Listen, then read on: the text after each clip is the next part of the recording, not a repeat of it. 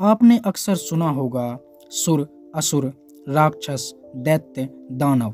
क्या ये सभी एक ही होते हैं या सभी अलग अलग होते हैं? इस वीडियो में हम इसे थोड़ा विस्तार से समझेंगे और जानेंगे कि इनमें आखिर क्या अंतर है। असुर कोई जाति नहीं है। असुर एक शब्द है जो उन सभी लोगों के लिए प्रयोग किया जाता है जो सुर मतलब देवता नहीं है। दैत्य, दानव और राक्षस तीनों अलग अलग जातियां हैं। इन सभी के पिता महर्षि कश्यप हैं। महर्षि कश्यप ने प्रजापति दक्ष की 17 कन्याओं से विवाह किया, जिससे समस्त जातियों का जन्म हुआ और ये तीनों जातियां भी उन्हीं जातियों में से थीं। तो आइए इन्हें थोड़ा विस्तार से समझते हैं। दैत्य महर्षि कश्यप और दक्ष की बड़ी बेटी दीति के पुत्र दैत्य कहलाए। इस प्रकार दैत्य देवताओं के बड़े भाई हुए। महर्षि कश्यप और दीति के 2 पुत्र हिरण्यकश्यप और हिरण्याक्ष हुए। इन्हीं से दैत्य जाति की शुरुआत हुई।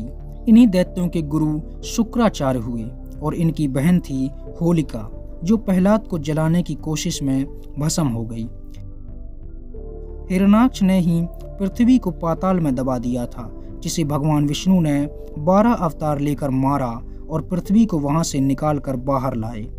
हिरण्यकश्यप का पुत्र प्रहलाद हुआ, जो महान विष्णु भक्त हुआ और हिरण्यकश्यप ने उसे मारने की पूरी कोशिश की। प्रहलाद को बचाने के लिए और हिरण्यकश्यप को मारने के लिए भगवान विष्णु ने नरसिंह का अवतार लिया।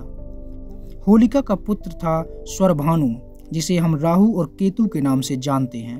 प्रहलाद के पुत्र विरोचन हुए और विरोचन के पुत्र हुए दैत्यराज बलि, जिनसे भगवान विष्णु ने 52 अवतार में 3 पग भूमि मांगी थी और 2 पगों में समस्त संसार को नाप दिया और तीसरा पैर बलि के सिर पर रखकर उसे पाताल भेज दिया। बलि की बहन वज्रज्वाला थी, जिसका विवाह रावण के भाई कुंभकर्ण से हुआ और इस तरह दैत्यों का विस्तार हुआ। दानव महर्षि कश्यप और दक्ष पुत्री दनु से जो संतानें हुईं, उन्हें दानव कहा जाता था। दानव के कुल 114 कुल हुए। इनमें से 64 कुल प्रमुख थे। दानव आकार में बहुत बड़े होते थे और ये दैत्यों की तरह उतने संस्कारवान नहीं थे। पहली पीढ़ी के दानवों में विप्रचित्त प्रमुख हुए, जो होलिका का पति था। मैं दानव के बारे में सबने सुना होगा, जो असुरों के शिल्पकार थे।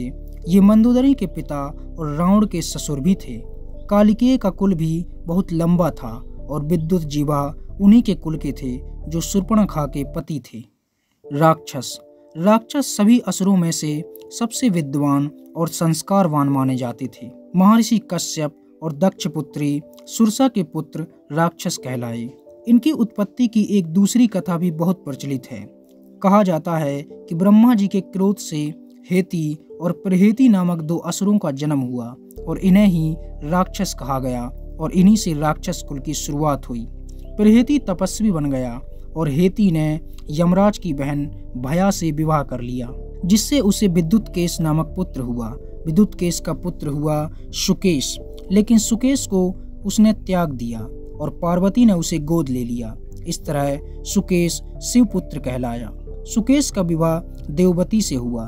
देववती से उसे 3 पुत्र हुए, माल्यवान, सुमाली और माली। सुमाली के 10 बेटे और 4 बेटियां हुईं।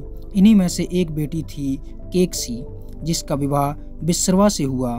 केकसी से ही रावण, कुंभकर्ण और विभीषण का जन्म हुआ और एक पुत्री का जन्म भी हुआ, जिसका नाम शूर्पणखा था, मतलब रावण राक्षस जाति का था।